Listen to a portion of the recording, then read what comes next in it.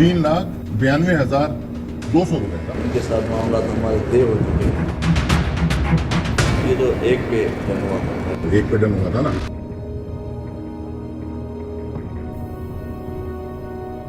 पैसे किस चीज़ के मांग रहे थे? नहीं सर, ऐसा कभी कभी जिंदगी में नहीं लिया। नहीं, गवर्नमेंट तनख्वाह दे रहे, क्यों मांगेगी? खुदा की उस पर लानत होगी, हुकूमत की तनख्वाह के बावजूद बैठ के रिश्वत लेता होगा। ऐसा ही है ना? जरा मेरे साथ मिलकर लानत भेजें उस आदमी पे। अल्लाह की लानत हो सर। हाँ, किस पे? जो रिश्वत ले रहा है। तो आपने आज तक ये काम कभी नहीं किया? नहीं सर,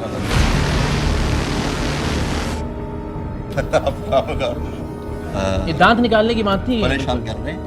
ये किस चीज़ की तनख्वाह थी? सैलरी थी इसकी। किसकी थी? नायब कासिद की।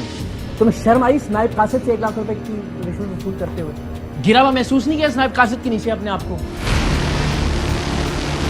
आपने इससे पहले इनकी कोई कंप्लेन आप तक पहुंची? हाँ बिल्कुल पहुँचे, उनको सर्जनिश भी की हुई है।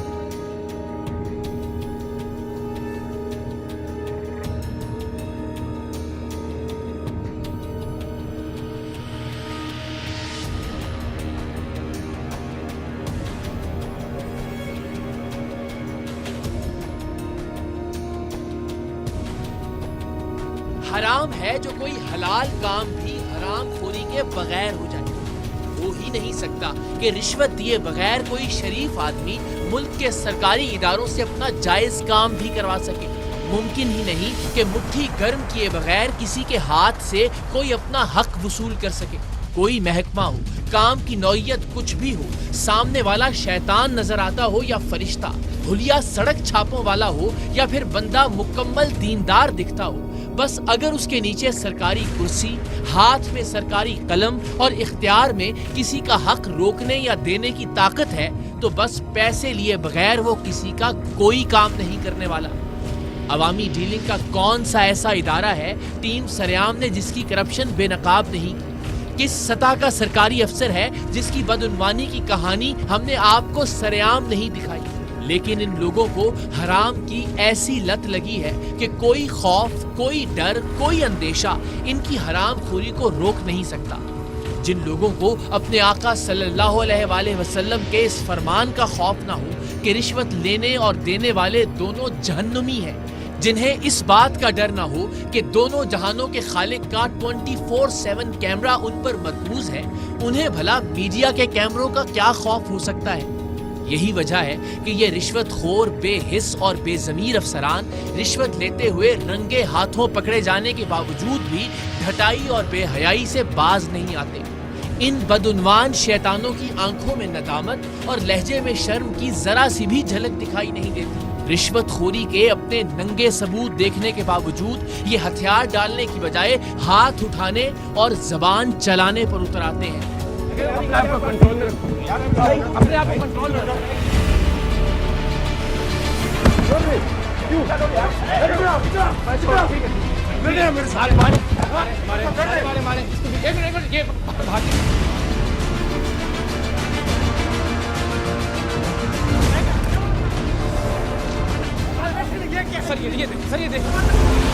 क्या है आप?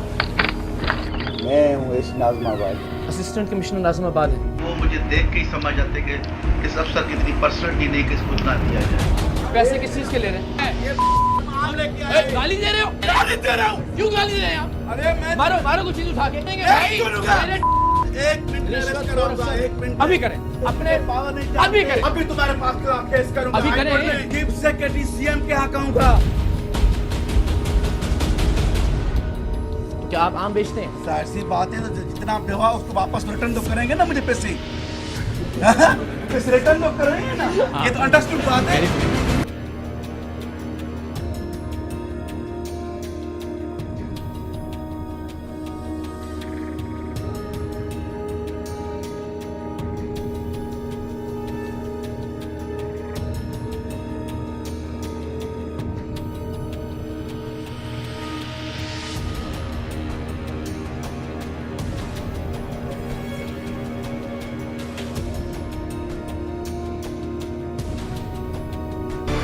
यूं तो हर सरकारी इदारे का अल्लाह ही हाफिज है, लेकिन तसव्वुर कीजिए सरकार का वो इदारा जिसका काम ही पैसों का लेन देन हो, वहां भला रिश्वत के लेन देन के बगैर कोई काम कैसे हो सकता है?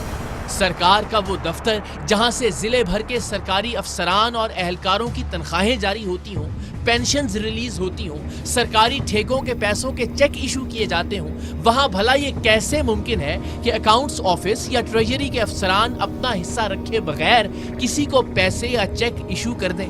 یوں تو شاید ملک کے ہر ضلع کے ڈسٹرکٹ اکاؤنٹس آفس یا ٹریجری آفس میں رشوت ستانی کا ایسا ہی بازار گرم ہے، لیکن ٹیم سریام کو سندھ کے ضلع میرپور خاص کے ڈسٹرکٹ اکاؤنٹس آفس سے پے در پے ایسی پکی خبریں موصول ہو رہی تھی کہ یہاں کوئی بھی پیمنٹ 30% رشوت وصول کیے بغیر جاری نہیں کی جاتی۔ کسی بیوہ کی پینشن ہو، کسی یتیم کی ڈسیزڈ کوٹے کی تنخواہیں ہوں، کسی غریب کی ریٹائرمنٹ کی رقم ہو یا پھر کسی ٹھیکیدار کے کام کا سرکاری معاوضہ، کوئی بھی چیک بنانے، اسے اپروو کروانے اور پیمنٹ ریلیز کروانے پر کل رقم کا 30% بطور رشوت وصول کرنا میرپور خاص کا ڈسٹرکٹ اکاؤنٹس آفس اپنا حق سمجھتا تھا، اور جو کوئی رشوت کی یہ بھاری پرسنٹیج ادا کرنے سے انکار کرتا اسے اپنے حق حلال کے پیسوں کے لیے اتنا ذلیل کیا جاتا کہ اس کے پاس انہیں رشوت دینے کے سوا کوئی چارہ نہ بچتا۔ میرپور خاص کے ٹریجری آفس کا آڈیٹر بشیر احمد پورے ڈسٹرکٹ اکاؤنٹس آفس کی ایما پر 30% کی وصولی کرتا تھا اور رشوت کی رقم اپنے سرکاری دفتر میں بیٹھ کر اس دیدہ دلیری سے وصول کرتا تھا جیسے وہ کسی سرکاری دفتر میں نہیں، دودھ دہی کی دکان پر بیٹھ کر لسی کے پیسے وصول کر رہا ہوں۔ تو مجھے یہ 30% کا بتا دیں، میں ابھی پھر نکلتا ہوں۔ یہ جو ایک پہ ڈن ہوا تھا، ایک پہ ڈن ہوا تھا نا، یہ گنے سب گنے۔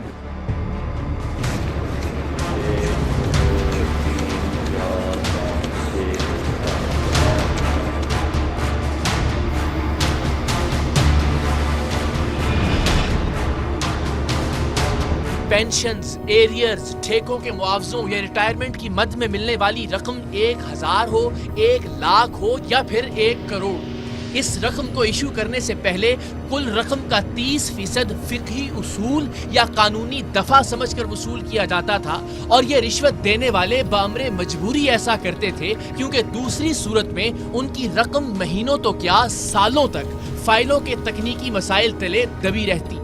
یہ لوگ رشوت دینے کے بعد کسی ادارے یا افسر کے پاس شکایت لے کر بھی نہیں جاتے تھے، اس لیے کہ ٹھیکیدار کی اگلی پیمنٹ، پینشنرز کی اگلی پینشن، ریٹائرمنٹ فنڈ ملنے کے بعد پینشنز اور ایریئرز کی اگلی قسطیں انہیں اسی ڈسٹرکٹ اکاؤنٹس آفس سے ملنا تھی، اور یہ رقم انہی اکاؤنٹس آفیسرز نے ایشو کرنا تھی۔ تو اگر اوپر تک ملوث اعلیٰ افسران تک کوئی شکایت لے کر جانے کی جسارت کرنے کا سوچتا بھی تو سمجھیں وہ اپنی آئندہ رقم سے ہاتھ دھو بیٹھتا۔ اس لیے یہ سب لوگ 30% رشوت کو تقدیر کا لکھا سمجھ کر ادا کرتے رہتے، اور یہ رشوت خور افسران اس رشوت کو اپنی تنخواہ اور مراعات کا حصہ سمجھ کر بے جھجک اور بے دھڑک ہو کر وصول کرتے رہتے۔ ڈسٹرکٹ اکاؤنٹس آفس میرپور خاص میں 30% کی بھتہ وصولی کی کنفرم خبریں ہمارے پاس موجود تھیں، لیکن ان خبروں کو ثبوتوں میں تبدیل کرنے کے لیے رشوت دینے والا کوئی بھی شخص ان لوگوں کے خلاف ثبوت ریکارڈ کرنے پر تیار نہیں تھا، کیونکہ اسے آئندہ بھی یہاں سے پیسے وصول کرنے تھے، اور ہم خود میرپور خاص کے ٹریجری آفس کے ان رشوت خور افسران کی رشوت لینے کی خفیہ ویڈیو تب تک ریکارڈ نہیں کر سکتے تھے جب تک ہم نے آفیشلی میرپور خاص کے ڈسٹرکٹ ٹریجری آفس سے کوئی رقم وصول نہ کرنا ہوتی، تبھی تو یہ راشی افسران ہم سے اس رقم کا 30% بطور رشوت دینے کا مطالبہ کرتے۔ ایسے میں ایک نوجوان ان رشوت خور افسران کے خلاف میدان میں آیا، جس کی 21 مہینے کی رکی ہوئی تنخواہوں کی ادائیگی ٹریجری آفس کو کرنا تھی۔ یہ رقم 3 لاکھ کچھ ہزار بنتی تھی، اور اس رقم کو ایشو کرنے کے لیے ٹریجری آفس میرپور خاص کے آڈیٹر بشیر احمد نے اس نوجوان سے 30% رشوت کے حساب سے 1 لاکھ روپے کا مطالبہ کر رکھا تھا کہ 1 لاکھ لے آؤ اور اپنی رقم کا چیک لے جاؤ۔ اس غریب اور یتیم نوجوان کو اس کے والد کے انتقال کے بعد ان کی جگہ پر محکمہ تعلیم میں نائب قاصد کی نوکری ملی تھی۔ یہ بیچارہ بھلا اکاؤنٹس آفس والوں کو رشوت دینے کے لیے اتنی خطیر رقم کہاں سے لاتا؟ اکاؤنٹس آفس والوں کا اصول تھا کہ کل رقم کا 30% یہ رقم کا چیک ایشو کرنے سے پہلے ہی یعنی ایڈوانس میں وصول کرتے تھے، क्योंकि एक बार किसी को पैसे या चेक इशू हो गया तो बाद में उससे रिश्वत वसूल करना जरा मुश्किल हो जाता। लोग तब तक ही पकड़ धकड़ कर रिश्वत देते हैं जब तक उनका काम किसी दफ्तर या अफसर के पास फंसा हुआ हो। इस यतीम और लाचार नौजवान की 21 महीने की तनख्वाह इसे इसलिए नहीं मिल पाई थी कि इसके पास एडवांस में रिश्वत देने की सकत नहीं थी। इस दौरान इसकी बहन की शादी भी थी, लेकिन लाख मन्नत समाजत के बावजूद रिश्वत लिए बगैर इसकी 21 महीने की तनख्वाह रिलीज करने से साफ इनकार कर दिया गया था।